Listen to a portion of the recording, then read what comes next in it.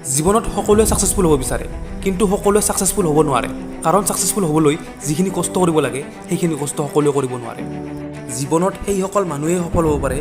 যিয়ে সদায় কষ্ট কৰিব পাৰে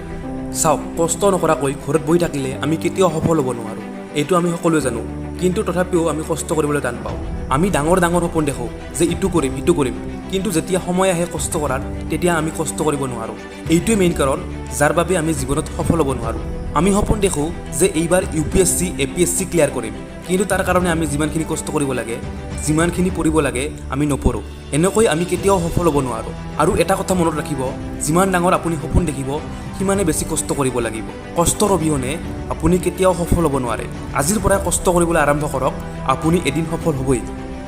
আৰু আপোনাক এটা অনুৰোধ জনাইছো ভিডিঅ'টো লাইক আৰু চেনেলটো সাবস্ক্ৰাইব কৰি দিব আকৌ লগ পাম এটা নতুন ভিডিঅ'ত